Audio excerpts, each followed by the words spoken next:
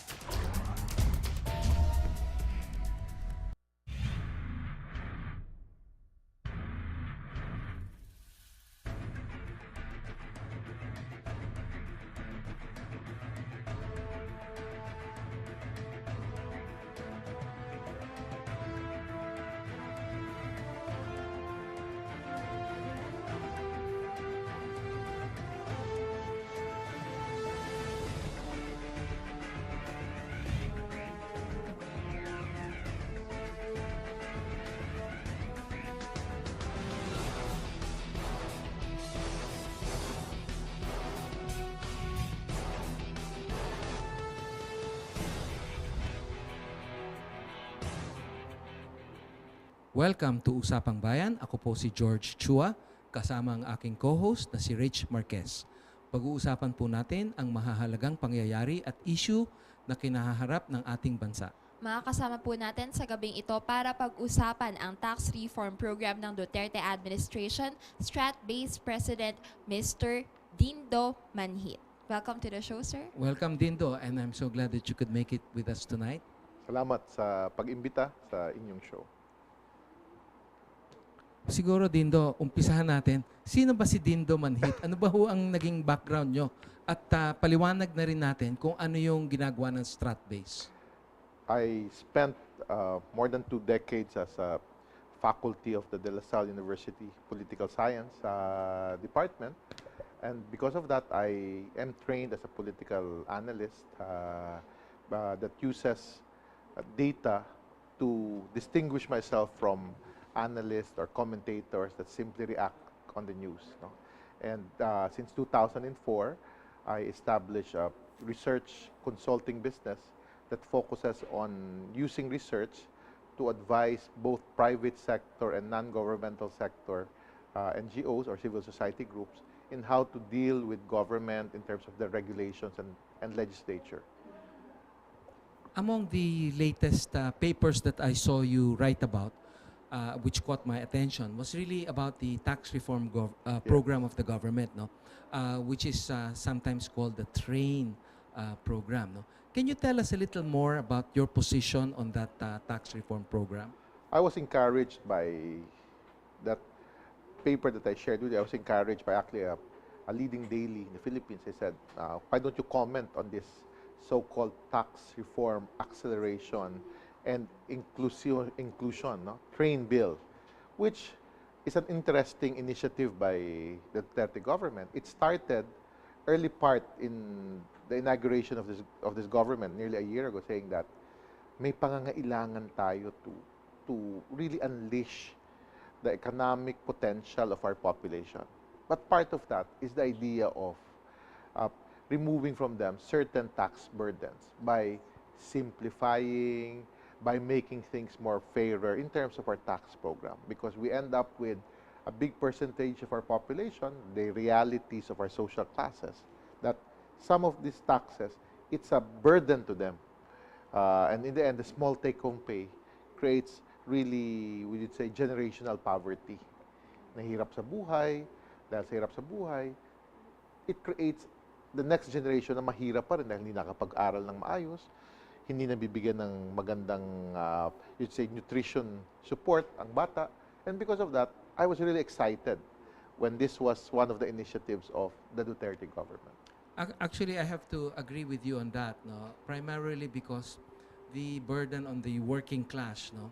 I had the chance to interview people from the Trade Union Congress of the Philippines. Yes. And one of the basic complaints that they had was they had no recourse but to ask for increasing wages, no? And as you're aware, the Philippines already is not at the bottom, it's actually closer to the top in terms of the minimum wage rates. And what you're saying is true, that it's a vicious cycle in that because of the high tax rates, high cost of living, and so on, the workers have no recourse but really to ask for higher wage increases. So hopefully a move like this will lessen the burden on the employers by making it, I guess, the workers having to pay less taxes. That was I think, the main goal at the initial stages of this train bill, that if we can institutionalize a new legislation that will really get a certain percentage of our population to be exempted from what we call personal income tax. So I got so excited with that whole idea because it is something that even in the middle, kalagitnaan ng administrasyon ni President Aquino, I've been hearing it with some reformist members of both houses of Congress natin. So I was so happy that here it's becoming a priority of this government. Sir, since you already mentioned about the personal income tax, under the proposed bill po, those earning below 250,000 pesos will be tax exempt per Yes. per year po yun. Yeah. Yeah. But sir, malilipat naman po siya sa VAT, Yun certain ang- commodities That's what and I'm saying. gasoline. That's where my Yes. commentary Excise Yeah. taxes. Excise taxes. That's where because my sir, commentary really came from. Here I am, happy with this initiative of we will unburden the poor, we will provide for them a better economic situation by getting them exempted in taxes. So I get so excited with that. Then, suddenly, I don't know if it's the same bureaucrats from the Department of Finance, the same economists coming from maybe international institutions, suddenly changing the whole reason of this tax reform.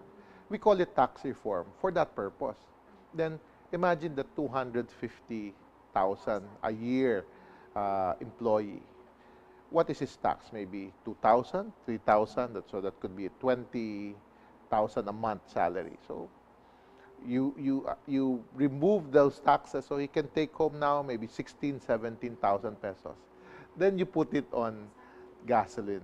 That's where my contention. So let's not call this tax reform. Then you also put it on even, they inserted on the last night. I tried to avoid sweetened beverage. yeah, exactly. Can you imagine sir. the 3-in-1, the soft drinks, the juices? We know how expensive natural drinks are. So my concern is, and even to a rising young person, lower middle class rising to middle class, I want to buy a new car because I deserve it, because I don't have an option of mass transit system.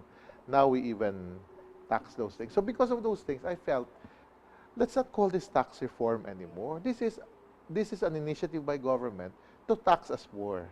And I've always believed government needs to be accountable for the policies that they come up with. Let's not cover it up with nice names, cover it up with good slogans, but in reality, this will create a burden to the Filipino people. Don't you think, sir, it defeats the purpose? Because yun nga po like sa gasoline, dadagdagan nila yung taxes doon. And we assume na kapag tumaas yung gasolina, of course, yung transport system natin, yung mga jeepneys, yung mga taxis, Which is the main diba? mode of transportation of our people. Exactly. We have forgotten the power plants. Gas-fired power plants, diesel-fired power plants. That's where I'm coming from.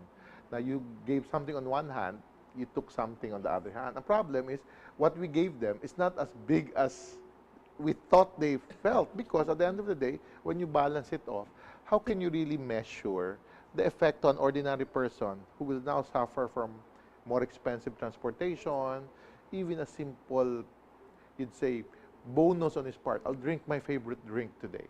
I will have this, mahal na nga ang kape, pero yung 3-in-1, may asukal yun.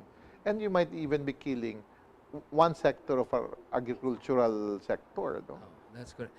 Do you have any figures on the amounts that will be given up in terms of the tax free portion, the individual tax I free think portion? at the end of the day, if I will go to my data, no, is that what we're having really is that when you look at this tax reform, the government will lose at least 144.5 billion. That's the estimate. but it's nearly revenue neutral in the sense that they plan to gain back 133 billion. So when you look at it, may loss pa rin daw ang government. But they are not factoring in yung aspect na paano yung added cost to the life of people. I've followed a certain data since 2001. It's called the most urgent personal and most urgent national concern of the Filipino people. Pulse Asia asks that question every quarter. But it's not as popular as who's leading in the polls. Kaya wala masyado anumang performance sa presidente. So it's with Pulse. Nobody reads the latter pages. But me, I like to follow that. And something is consistent. The most urgent personal concern is always basic needs. Pagkain, trabaho, edukasyon. No? Pagdating sa national concern, cost of living. Paano ba kami namumuhay?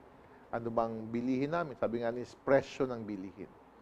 That is what I fear here. It looks so simple that we're losing this revenue and we're just gaining this back.